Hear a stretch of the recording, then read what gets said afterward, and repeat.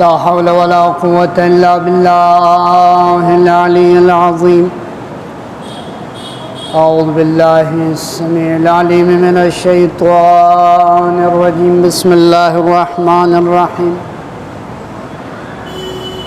الحمد لله الذي هدانا لهذا وما كنا لنهتدي لولا أن هدانا الله. لقد جاءت رسل ربنا بالحق سيدنا ونبينا وشفيع ذنوبنا بالقاسم محمد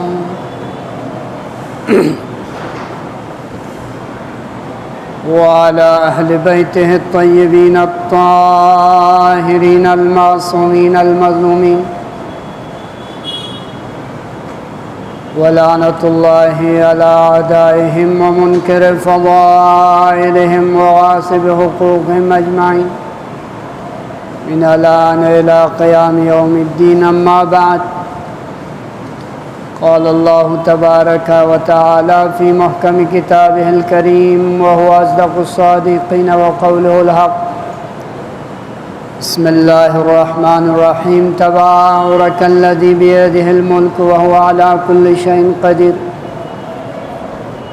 الذي خلق الموت والحياة ليبلوكم أيكم أحسن عملا. صلوات پڑھ دیجئے محمد و آل محمد.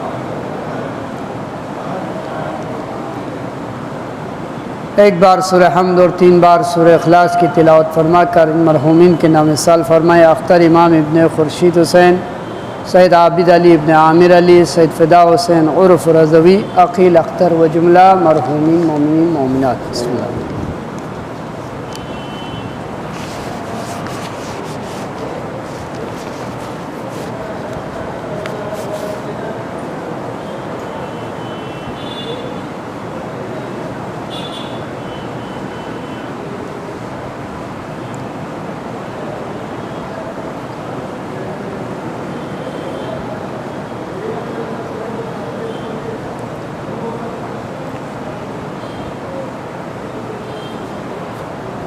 ارشاد رب العزت ہو رہا ہے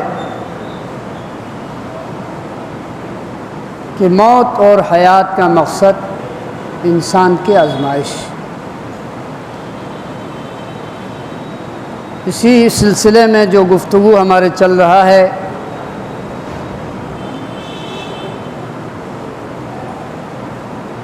اور آج روز وفات حضرت خدیجۃ الکبریٰ سلام اللہ علیہا ہے. یہ بہت ہی حزن و ملال و غم کا دن ہے کہ جسے ہمارے اور آپ کے رسول پیغمبر اکرم صلی اللہ علیہ وآلہ وسلم نے پورے سال کو یوم الحزن قرار دیا.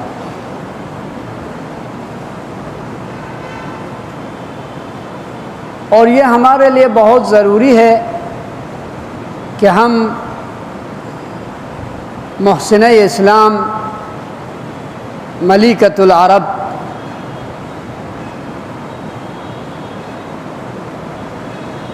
اول خاتون اسلام کہ جنہوں نے اپنی پوری زندگی اسلام پر واری کیا، اسلام پہ قربان کر دیا، رسول پہ نچھاور کیا.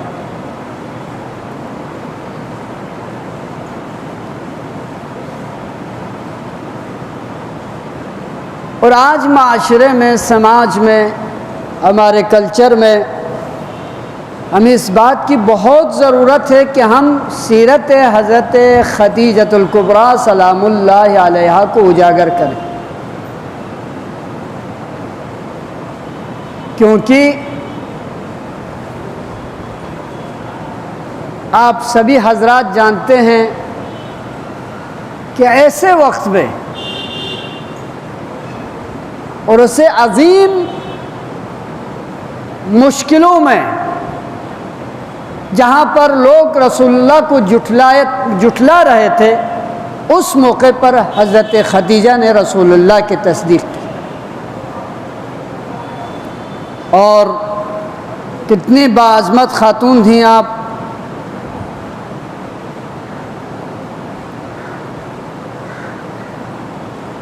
خواتین کی ذلت اور پستی کی بدترین دور میں، جس میں نومولود بیٹیوں کو زندہ درگور کیا کرتا تھا اور عورتوں کو باعث ننگ و عار سمجھتا تھا، پورا عرب معاشرہ ایک خاتون پر رشک کرتا تھا۔ وہ کون ہے؟ وہ پاکیزہ خاتون، طیب و طاہر خاتون حضرت خدیجہ سلام اللہ علیہا تھی۔ یعنی جس دور میں اگر کسی گھر پہ بیٹی پیدا ہو جائیں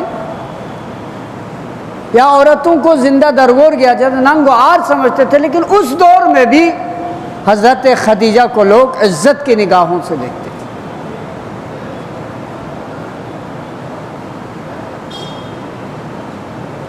اور اس سیاہ ترین دور میں آفتاب و مہتاب کی طرح چمکتے تھے حضرت خدیجہ۔ اور یہ پورے چیزیں اگر ہم تاریخ کا مطالعہ کریں، اتنی فضیلتیں حضرت خدیجہ سلام اللہ علیہا کی کہ ہم شمار نہیں کر سکتے۔ اور یقینی بات ہے اسلام میں دو شخصیتیں ایسے ہیں جن کا احسان انسان ادا نہیں کر سکتا، اور وہ دونوں حضرت محمد مصطفیٰ صلی اللہ علیہ وسلم سے ریلیٹڈ ہے۔ ایک آپ کے چچا ابو طالب ہے اور ایک آپ کی زوجہ حضرت خدیجہ کبریٰ ہے۔ یہ دو شخصیتیں، اور ساری دنیا کے محققین اس بات پہ اتفاق رکھتے ہیں کہ افرادی طور پر جناب ابو طالب نے رسول اللہ کی مدد کی، تعاون کیا، تو مال و دولت اور وسائل کے لیے حضرت خدیجہ سلام اللہ علیہ نے تعاون کی۔ ملکۃ العرب کوئی معمولی شخصیت نہیں ہے، اور آپ کے تجارت ملک یمن و مصر و حبشہ وغیرہ بہت سارے ملکوں میں جایا کرتے تھے، ہزاروں اونٹ اور 100 غلام آپ کے تھے، لیکن یہ پاکیزہ پاک دامن باعفت خاتون نے اپنے شریک حیات چن لیا، تو وہ بھی ایسی شخصیت کو جو رسول ہے، رحمت للعالمین ہے، حضرت محمد مصطفیٰ صلی اللہ علیہ وآلہ وسلم۔ آج ہمیں ضرورت ہے حضرت خدیجہ کی تاریخ پڑھنے کی، تو اسلام پہ احسان ہے حضرت خدیجہ اور جناب ابو طالب کا۔ آج جو توحید پرستی ہے، آج جو مسجدوں میں اذان ہے، آج جو روزے ہیں، یہ سب کے سب اسلام پہ احسان ہے حضرت خدیجہ کی۔ ساری دولت لٹا دیا اسلام پہ، توحید کے عشق میں، نبوت کے عشق میں، اسلام کے محبت میں۔ عزیزان گرامی، بہت ساری فضیلتیں ہیں جس کو ہم بیان نہیں کر سکتے، لامحدود فضیلتیں ہیں، اور سب سے بڑی فضیلت تو یہ ہے، یہی ایک فضیلت کافی ہے چاہنے والوں کے لیے، باقی پورے امت اسلام کے لیے اگر یہ بات کہہ دی جائے کہ حضرت خدیجہ کے لیے فضیلت کے لیے یہی ایک بات کافی ہے کہ جن کے ظرف یعنی ایسی جگہ کو منتخب کیا بطن حضرت خدیجہ کو کہ جہاں سے نبوت کے جو ہے نسل کو بڑھنے چروانے والا ہے، یعنی حضرت زہرا سلام اللہ علیہا۔ یہ ایسی فضیلت ہے جو دوسروں کو نہیں ہے، بس کافی ہے حضرت خدیجہ کے لیے یہ فضیلت کہ وہ مادر حضرت فاطمہ زہرا سیدہ نساء العالمین ہے اور زوجہ حضرت رسول خدا وما ارسلناک الا رحمت للعالمین ہے۔ درود پڑھ دیجئے محمد و آل محمد پر۔ یہی فضیلت کافی ہے۔ اور اللہ رے کیا اولاد دے گئے، حضرت زہرا جیسی شخصیت کہ جن سے سلسلہ امامت چلی، اللہ کے رسول کے نسل کو بیٹی سے چلی ہے۔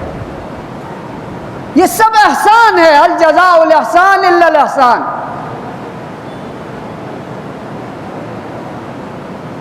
جب آپ احسان کرتے ہیں تو اس کا بدلہ احسان ہے۔ ابو طالب نے اسلام پہ احسان کیا تو حل جزاء الاحسان علی ابن ابو طالب پیش کر دیا، اور جب حضرت خدیجہ نے اسلام پہ احسان کیا تو فاطمہ زہرا سید نساء العالمین پیدا کر دیا۔ یہ احسان ہے، پروردگار عالم کا یہ احسان ہے۔ لیکن ہم تا قیامت تک اس احسان کا بدلہ نہیں چکا سکتے، نہیں ادا کر سکتے ہم، لیکن اتنا تو ضرور کر سکتے ہیں کہ ہم لوگ جمع ہو کر اپنے معاشرے میں، اپنے خواتین کے درمیان، اپنے عزیزوں کے درمیان سیرت حضرت خدیجہ سلام اللہ علیہا تو بیان کر سکتے ہیں۔ عزیزان گرامی، یہ وہ خاتون ہے کہ لوگوں نے بائیکاٹ کر دیا، شعب ابو طالب میں مقید رہا، ساری دولت اسی پہ خرچ کیا۔ مدینہ میں جو پہلی مسجد بنے اس میں بھی زمین جو خریدے ہیں وہ حضرت خدیجہ کی دولت سے خریدی گئی۔ ہم کیا کیا بیان کریں حضرت خدیجہ کے فضائل۔ عزیزان گرامی، آج اس دور میں ہمیں اپنے معاشرے کے اندر اپنے ماں بہنوں کے سامنے، اپنے برادران عزیز کے سامنے سیرت حضرت خدیجہ سلام اللہ علیہ کو اجاگر کرنا ہوگا، تاکہ پتہ چلے کہ اسلام پہ کس طریقے سے اپنے عزیزوں کو، اپنی مال و دولت کو، اپنے آپ کو نچھاور کرنے کا طریقہ ہے، اور سمجھ جائیں کہ اسلام کتنے عظیم چیز کا نام ہے، کتنے عظیم ہست کا نام ہے، تاکہ ہم اسلام کے صحیح ماننے والوں میں ہو جائے۔ درود پڑھ دیجئے محمد و آل محمد پر۔ عزیزان گرامی، آج عشرہ اولیٰ کے آخری دن ہے۔ کتنی جلد اور کتنی تیز رفتاری سے رمضان نکل چکے، اور آج ہم اور آپ ابھی افطاری اور سحری کے انتظامات میں لگے ہوئے ہیں۔ 10 رمضان گزر گئے، آج 3 عشرے ہیں نا، عشرہ اولیٰ، عشرہ ثانیہ، عشرہ اخری۔ رسول نے فرمایا کہ یہ ماہ مبارک رمضان تمہارے طرف آ چکا ہے، آ رہا ہے، بالبرکت والرحمت والمغفرہ۔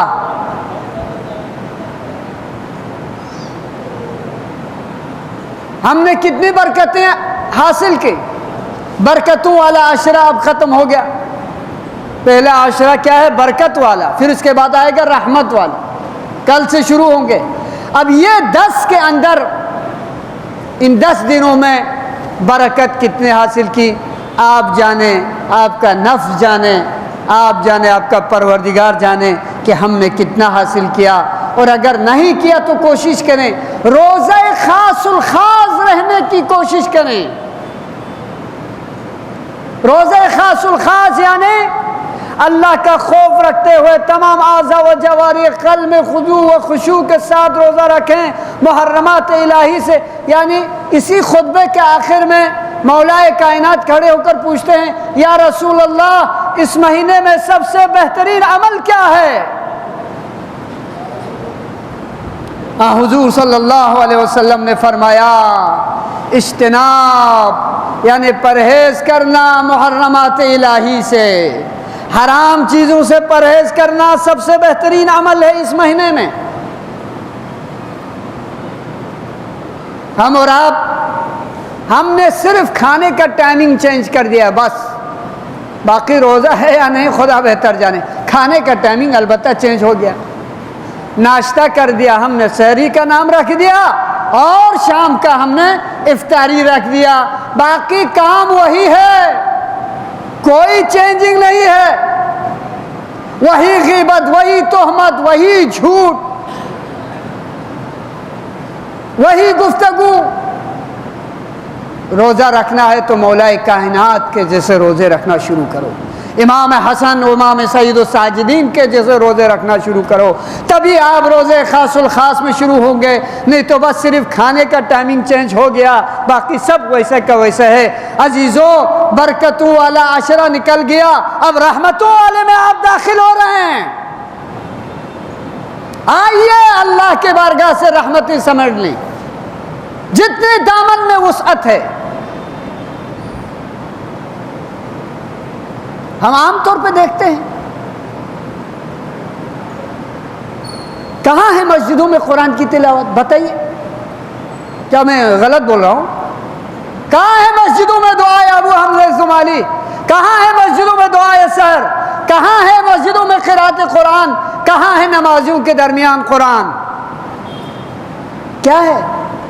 روزے کی حیت ایسا ہے۔ عزیزو، یہ صرف میں ہمیشہ کہا کرتا ہوں اور کہتا رہوں گا، یہ ہمارے لیے نہیں ہے، میرے اعمال نہ آپ کے کندھے پہ ہے، نہ آپ کے اعمال میرے کندھے پہ، صرف آپ ہے، آپ کو ہی اٹھانا ہے آپ کا بوجھ۔ آئیے آج کے دن میں معصوم نے کیا ارشاد فرمایا؟ اللہم اجعلنی فیہ من المتوکلین، خدایا آج دن مجھ کو اپنے اوپر توکل کرنے والوں میں شمار کر۔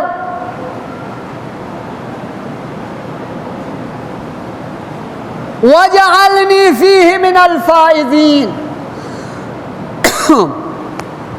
اور مجھ کو اس میں اپنی بارگاہ میں کامیاب ہونے والوں میں قرار دے۔ بس ایک بات کی تشریح کر کے آپ لوگوں کی زحمت تمام۔ توکل کو اسلام میں بہت اہمیت ہے، توکل، اور ہم نے توکل کو الگ سمجھ رکھا ہے اپنے معاشرے کے اندر۔ آپ بیمار ہیں، مثال دیتا ہوں، آپ بیمار ہے، بخار ہے یا کچھ اور ہے خدا نخواستہ، آپ کو علاج کرنا ضروری ہے یا نہیں؟ ضروری ہے نا بھائی، ڈاکٹر کے پاس جانا پڑے گا۔ نہیں، ہم کو اللہ پہ توکل، ایسے بیٹھے رہیں گے بستر پہ، آپ دن بدن بیمار ہو جائے وہ مر جائیں گے۔ تو توکل کا معنی مرنا نہیں ہے، توکل کا معنی جینا ہے، آپ کو حیات دیتے۔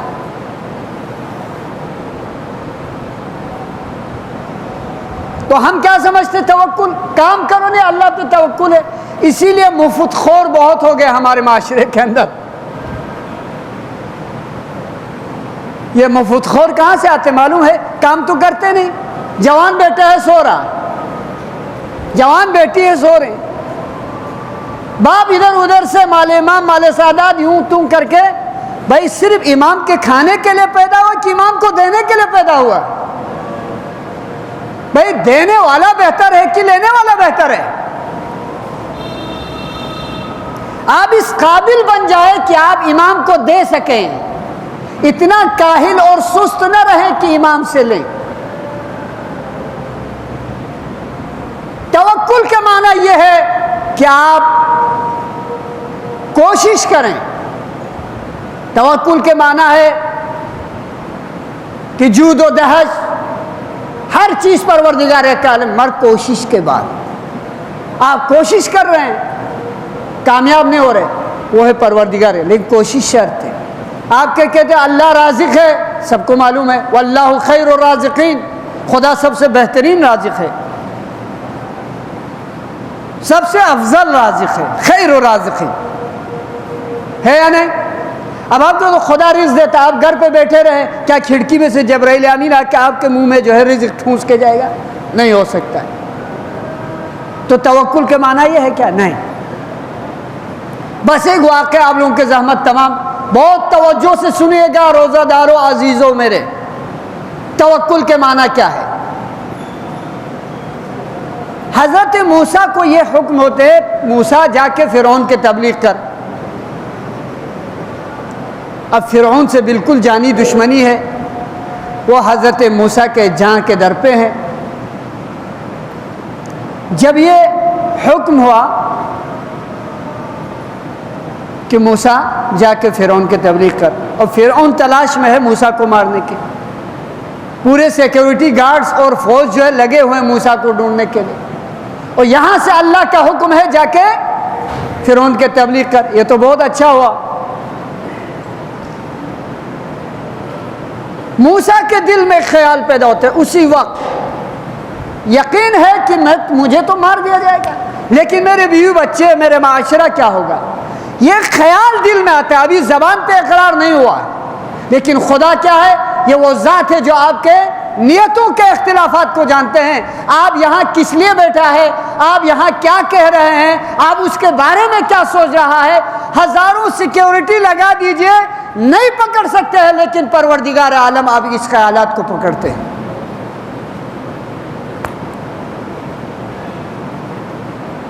فوراً جبرائیل امین نازل کیے۔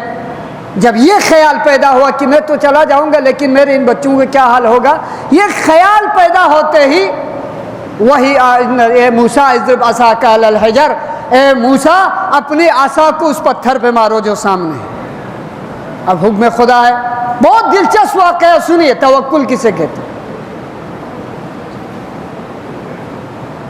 آج ہمارے پاس سال بھر کے اسٹور میں کھانے کی چیزیں باقی ہے، شکر ہے، چائے پتی ہے، دال ہے، چاول ہے، سب کچھ ہے۔ فریاد کرتے ہیں دوسرے سال کے لیے کہ اگلے سال کیا ہوگا۔ یہ توکل ہے۔ جب موسیٰ نے عصا اس پتھر پہ مار دیا تو پتھر دو ٹکڑوں میں شق ہو گیا۔ کہا اور ایک بار مار، اور ایک مارا تو اور ایک تہ آ گیا۔ تیسری مرتبہ مارا تو اس پتھر میں سے اس میں ایک مینڈک ہے، مینڈک فوق یا کوئی اور جانور، حشرات الارض، اس مینڈک کے منہ میں گیہوں کا دانہ ہے۔ موسیٰ سمجھ گیا کہ پروردگار عالم نے مجھے آزمایا ہے، اور وہ مینڈک اپنی بے زبانی میں یعنی اپنے زبان ہلا رہا، ہونٹ ہلا رہا۔ اللہ سے پوچھا پروردگار یہ مینڈک اپنی بے زبانی میں کیا بولے؟ کہا موسیٰ تم خود دیکھو، سن لو۔ موسیٰ تم خود سن لے۔ جب کان لگا کے سنا تو کیا کہہ رہا ہے؟ سبحان، بابرکت ہے وہ ذات کہ جو ہمیں رزق پہنچاتا ہے، اگر ہم اس سے بھول جائیں لیکن وہ ہمیں بھولتا نہیں ہے۔ تو پتہ چلا نا، پتھروں کے 3 تہوں کے اندر خداوند عالم رزق پہنچا رہا ہے۔ اے انسان تو افضل المخلوقات ہے، کیا تمہیں اللہ رزق نہیں دے گا؟ تو کہاں ہے ہماری توکل؟ کہاں ہے ہمارے آس امید و بھروسہ؟ آج ہم لوگ اللہ پہ توکل نہیں رکھتے ہیں۔ آج سب کچھ اپنے آپ کو سمجھتے ہیں کہ میں ہوں بس۔ آپ کیا ہے؟ کچھ بھی نہیں ہے۔ آپ کچھ بھی نہیں ہے صاحب۔ آپ کا وجود اللہ کے وجود سے ہے۔ آپ اپنے کو بہت بڑا خان سمجھتے ہیں، سمجھنے دیجئے۔ توکل، اللہم اجعلنی فیہ من المتوکلین، خدایا ہمیں آج کے دن متوکلین میں قرار دے۔ متوکلین یہی ہے۔ عزیزان گرامی، اللہ سے دعا کریں۔ اور آج کے دن وفات حضرت خدیجۃ الکبریٰ ہے، یعنی آج ہمارے بی بی دو عالم حضرت فاطمہ زہرا کو مادری کے داغ وصیت کی ہیں جناب خدیجہ نے، یا رسول اللہ میرے بیٹی کا خیال رکھنا، میرے بیٹیوں کا خیال رکھنا۔ وصیت کی ہے، لیکن ایک بات جو حضرت زہرا سے کی ہیں جناب خدیجہ سلام اللہ علیہ، فاطمہ میں آپ کے بابا سے کہتی ہوئے شرم آتی ہے کہ میرے پاس کفن نہیں ہے، میرے پاس کفن نہیں ہے۔ اللہ اکبر، وہ ملکۃ العرب، وہ شہزادی جو ہزارہا اونٹوں کو اللہ کے راہ میں قربان کر دیا، پورے مال و دولت رسول اللہ پر، اسلام پر قربان کر دیا، آخری وقت میں کہہ رہے میرے پاس کفن نہیں ہے، بس یہ جملہ سننا تھا۔ اللہ نے جبرائیل امین کو بھیجا، کہا یا رسول اللہ آپ پر سلام و تحیت کے بعد عرض کی ہے کہ جنت سے یہ کفن حضرت خدیجہ سلام اللہ علیہا کے لیے ہے، اور رسول نے مخصوص طور پر اپنے آبا کو کفن کے طور پر پیش کیا ہے۔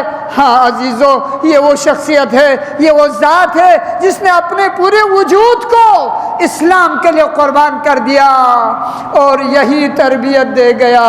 فاطمہ زہرا کو بھی رسول خدا سے کہا میرے بیٹی کا خیال رکھنا۔ ہاں عزیزو، یقیناً فاطمہ کا خیال رکھا گیا رسول اللہ نے، لیکن کچھ بیٹیاں ایسے بھی ہیں آپ کے خاندان نبوت میں سے، معدن رسالت میں سے، کربلا کے میدان میں کوئی پوچھنے والا نہیں ہے، بیٹیاں رو رہے ہیں لیکن پرسا دینے والا، تسلی دینے والے کوئی نہیں ہے۔ الا لعنت اللہ علی القوم الظالمین، سیعلم الذین ظلموا ای منقلب ینقلبون۔